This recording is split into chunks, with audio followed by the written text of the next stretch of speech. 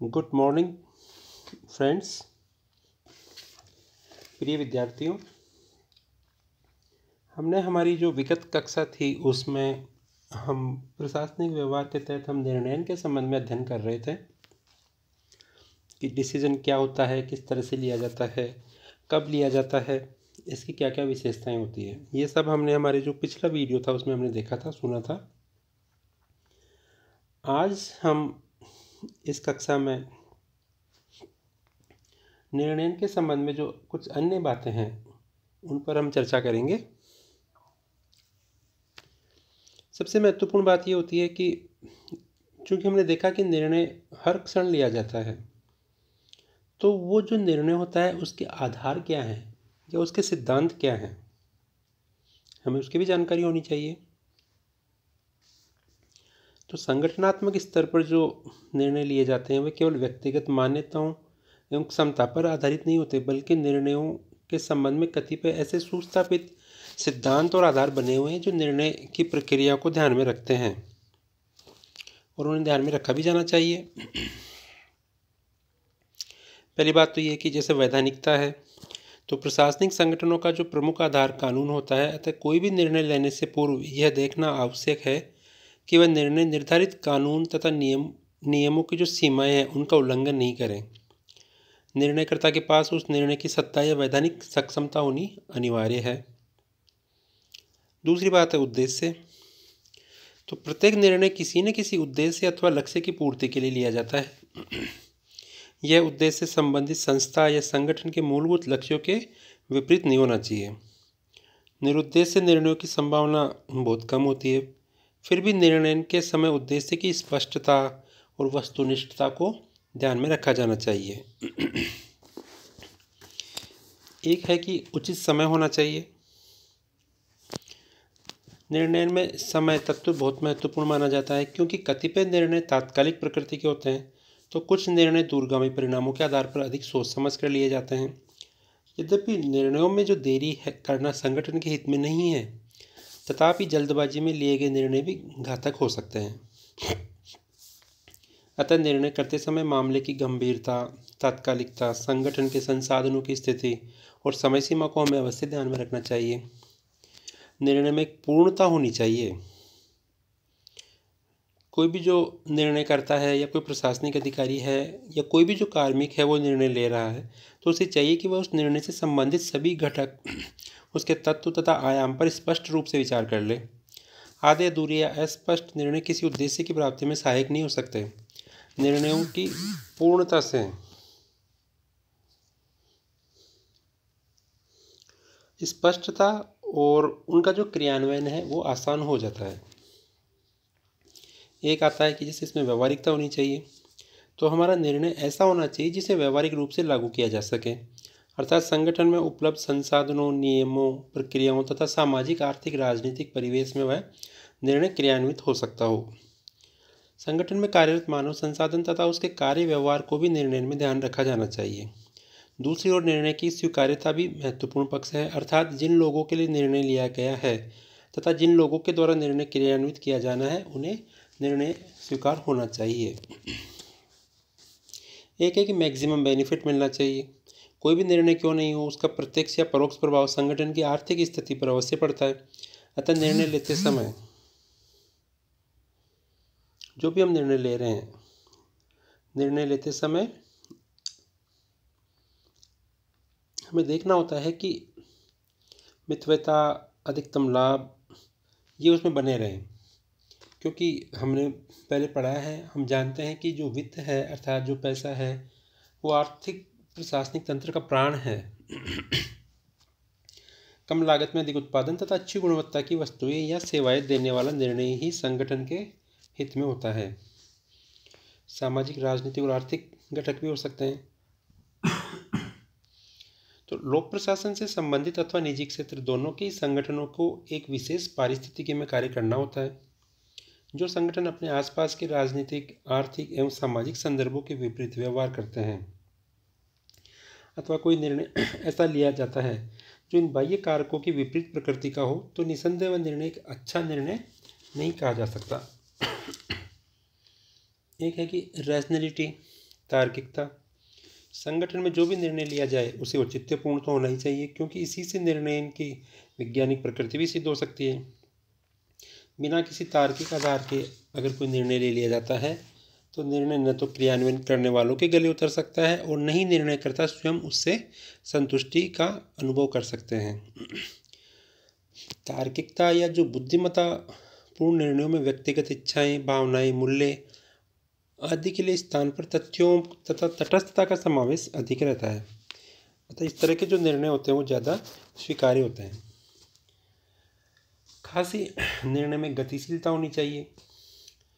हमें जो प्रतिक्रियाएं हो सकती है, भाई एक निर्णय लिए जाने के बाद में क्या क्या प्रतिक्रियाएं आ सकती है, उनका हमें पूर्वानुमान कर लेना चाहिए। स्वहित पर भी जोर देना चाहिए। सीमाओं का ज्ञान होना चाहिए। कोई भी जो संगठन है उसके पास उपलब्ध संसाधनों की एक निश्चित सीमा होती है। अतः निर्णय लेते समय ये ध्यान रहना चाहिए कि संगठन के पास संसाधनों की उपलब्धता कितनी है। साथ ही उस निर्णय को क्रियान्वित करने या उस निर्णय से प्रभावित होने वाले दोनों ही संतुष्ट हो जाए, ये भी सहज नहीं है। अतः यह स्पष्ट रूप से जान लेना चाहिए कि कोई भी निर्णय अपने आप में संपूर्ण, विशुद्ध या सर्व स्वीकार्य नहीं हो सकता, क्योंकि निर्णय करने वाले व्यक्ति, संगठन, विधि तथा परिस्थितियां बहुत सी सीमाओं से आबद्ध रहती है। तो ये जो निर्णय के ये हमने जो आधार देखे हैं, ये सिद्धांत देखे, ये कोई पूर्णता के परिचायक तो नहीं है, लेकिन ये कि केवल अच्छे निर्णय हो सके उसके लिए एक मूलभूत बिंदु है। निर्णय को समय, स्थान, परिस्थितियां, तकनीक आदि अन्य भी कई कारक है जो प्रभावित कर सकते हैं। अब ये कि भाई निर्णय कब लिया जाता है, ऐसे कौन से अवसर होते हैं जब हमें कोई निर्णय लेना होता है। तो वैसे तो निर्णय के लिए प्रतिक्षण कोई ना कोई अवसर आता रहता है तथा व्यक्ति उसी के अनुरूप निर्णय भी करता रहता है। लेकिन सांगठनिक स्तर पर निर्णय के अवसरों को चेस्टर बर्नार्ड ने इसके संबंध में कहा है कि पर्यवेक्षक से आदेश मिलने पर कि निर्णय के अधिकतर अवसर वरिष्ठ अधिकारियों से आदेश, निर्देश और सूचनाएं प्राप्त होने पर उत्पन्न होते हैं। उच्चाधिकारियों से प्राप्त आदेश तथा निर्देशों की व्याख्या करने, वितरण करने, क्रियान्वित के लिए अधीनस्थ भी निर्णय लेते रहते हैं। इस प्रकार के निर्णय के अवसर समाप्त नहीं किए जा सकते हैं, बल्कि उत्तरदायित्वों के प्रत्यायोजन के द्वारा उन्हें एक सीमा तक कम किया जा सकता है। दूसरी बात है कि अधीनस्थों द्वारा निर्णय नहीं लेने पर, तो बर्नार्ड का मानना है कि प्रशासनिक संगठनों में कई बार अधीनस्थ स्वयं भी निर्णय नहीं ले पाते हैं या उच्च स्तरीय सत्ता से निर्गमित आदेशों से वे अनिश्चय की स्थिति में आ जाते हैं, अथवा कई बार विचित्र प्रकार की परिस्थितियां भी उत्पन्न हो जाती हैं। क्षेत्राधिकारी या आदेश में अतिराव होता है या अंतर्विरोध होता है, तो ऐसी स्थिति में फिर उच्चाधिकारी को निर्णय लेना पड़ता है। कतिपय परिस्थितियां या क्षेत्राधिकार ऐसे भी होते हैं जिसमें निर्णय किसी विशिष्ट व्यक्ति को ही लेना पड़ता है। एक है कि संबंधित अधिकारी की स्वप्रेरणा से। अक्सर संगठन में क्या होता है कि जो कार्यरत कार्मिक है वो अपनी स्वप्रेरणा या पहल के द्वारा भी निर्णय लेते हैं। बर्नार्ड की दृष्टि में स्वप्रेरणा से किसी स्थिति विशेष में निर्णय लेने की क्षमता उसकी कुशलता से अधिक महत्वपूर्ण है। इस प्रकार के प्रयास पहल शक्ति तथा सृजनशीलता को प्रमाणित करने के सर्वोत्तम अवसर होते हैं।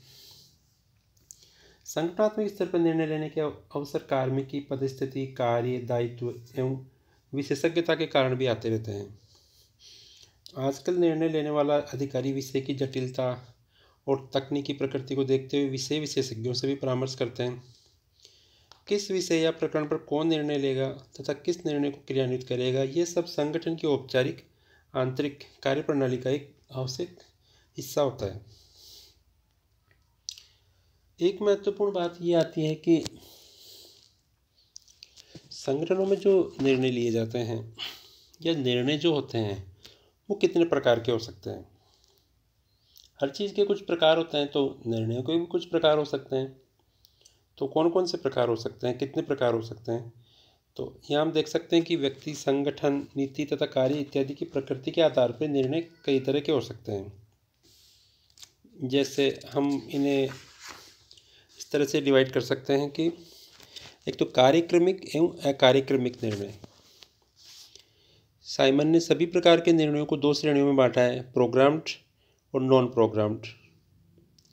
साइमन का मानना है कि कार्यक्रमिक या दैनिक निर्णय वह होते हैं जो दिन प्रतिदिन के कार्यों से संबंधित होते हैं, अर्थात जो जो हमारे दिन प्रतिदिन के कार्यों से संबंधित हैं तथा जिनकी एक प्रक्रिया पहले से ही निश्चित होती है। नैतिक एवं पुनरावर्ती प्रकृति के निर्णय सरल प्रतीत होते हैं क्योंकि एक निश्चित और सुव्यवस्थित प्रणाली निर्धारित रहती है। तो प्रशासनिक संगठनों में कार्मिकों को वेतन देना, अवकाश स्वीकृत करना और रिपोर्ट भेजना आदि सब कार्यक्रमिक निर्णय हैं। जबकि अकार्यक्रमिक निर्णय वह होते हैं जो किसी परिस्थिति विशेष के कारण एक नई समस्या के रूप में सामने आ जाते हैं तथा जिनका पूर्वानुमान भी नहीं रहता। स्पष्ट है कि अकार्यक्रमिक निर्णयों के लिए अधिक सृजनात्मकता, धैर्य तथा विश्लेषण क्षमता की आवश्यकता होती है।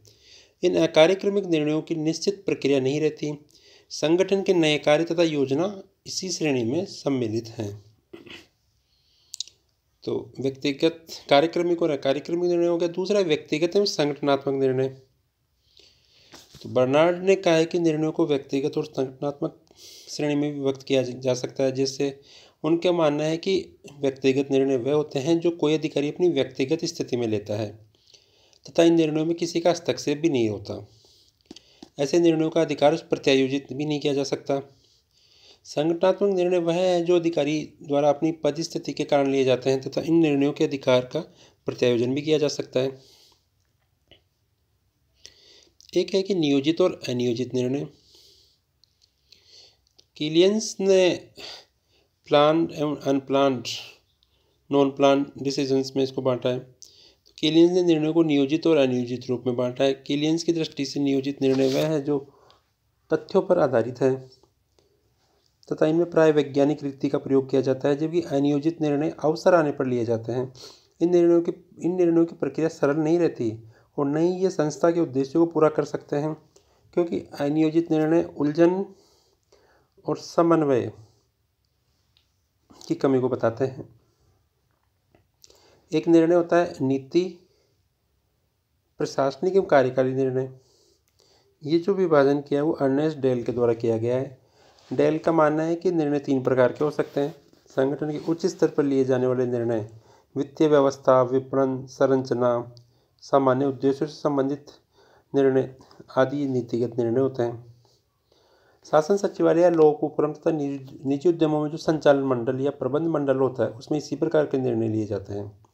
संगठन के मध्य स्तर पर, मिडिल लेवल पर, जो प्रशासनिक निर्णय लिए जाते हैं जो नीति संबंधी निर्णयों के प्रभावी क्रियान्वयन हेतु आवश्यक हैं, जबकि कार्य को मूर्त रूप देने के लिए निम्न स्तर पर जो लिए जाने वाले निर्णय होते हैं वे कार्यकारी निर्णय कहलाते हैं। तो अर्नेस्ट डेल का मानना है कि नीति संबंधी निर्णय सामान्य उद्देश्य एवं कार्यविधि को निर्धारित करते हैं। प्रशासनिक निर्णय उन साधनों को निर्धारित करते हैं जिनका प्रयोग किया जाता है और कार्यकारी निर्णय वह निर्णय होते हैं जो दिन प्रतिदिन अवसर के अनुसार लिए जा सकते हैं। एक है कि एकाकी और सामूहिक निर्णय। प्रशासन में एक व्यक्ति या अधिकारी के द्वारा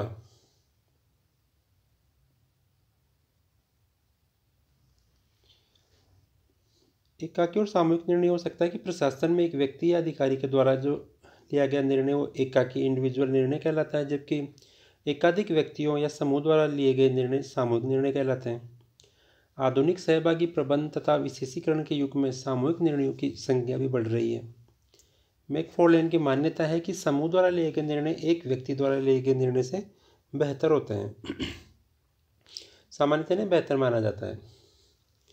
एक है कि सामान्य और विशिष्ट निर्णय। पीटर ड्रकर की पुस्तक है द प्रैक्टिस ऑफ मैनेजमेंट, उसमें मानना है कि संगठन में 2 प्रकार के निर्णय होते हैं। सामान्य, जिन्हें जेनरिक डिसीजन भी कहा जा सकता है, इन निर्णयों की प्रकृति व्यापक होती है और दैनिक प्रकृति की होती है, जबकि विशिष्ट, यूनिक या स्ट्रेटेजिक निर्णय सीमित, तात्कालिक तथा गंभीर मंथन की प्रकृति से जुड़े हुए माने जाते हैं। निर्णयों का ये विभाजन साइमन के कार्यक्रमिक और अकार्यक्रमिक निर्णयों से मिलता जुलता है। साइमन ने भी इसी प्रकार से अपने निर्णयों के प्रकार बताए हैं।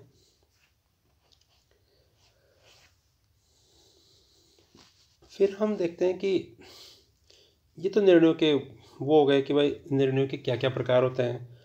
एक चीज़ होती है कि निर्णय की शैलियाँ कौन कौन सी होती हैं। हम संक्षेप में देख लेते हैं कि निर्णयों के संबंध में सामान्य तो कौन कौन सी शैलियाँ प्रचलित है। जैसे कि स्टाइल्स ऑफ डिसीजन मेकिंग, कि निर्णय कौन सी स्टाइल का है, कौन सी शैली का है। तो प्रत्येक व्यक्ति अपनी आयु, शिक्षा, जेंडर, संस्कृति, अनुभव तथा तकनीकी क्षमताओं इत्यादि के आधार पर निर्णय लेता है। लेकिन प्रशासनिक संगठनों में प्रबंधकों या प्रशासनिक अधिकारियों द्वारा लिए जाने वाले निर्णय अन्य कई कारकों से भी प्रभावित होते हैं। संगठनात्मक निर्णय के संबंध में सामान्यतः 4 मुख्य शैलियाँ हैं।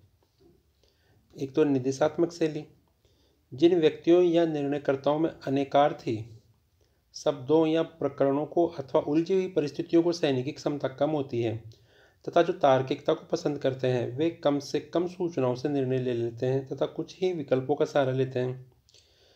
ये निर्देशात्मक शैली के निर्णयकर्ता होते हैं। इस प्रकार की शैली में तुरंत निर्णय हो जाता है तथा अल्पकालीन दृष्टि किंतु कार्यकुशलता से संबंधित होते हैं। दूसरी होती है विश्लेषणात्मक शैली। इस शैली में उलझी हुई परिस्थितियों को सहने की अधिक क्षमता होती है। निर्णय में अधिक सूचनाओं तथा अधिक विकल्पों की आवश्यकता होती है। इस प्रकार के निर्णयकर्ता सावधानी से निर्णय लेने वाले होते हैं और नई नई चुनौतियों का सामना करने में भी सक्षम होते हैं। अर्थात वो क्या करते हैं कि वो एनालिसिस कर लेते हैं, एनालिसिस कर सकते हैं।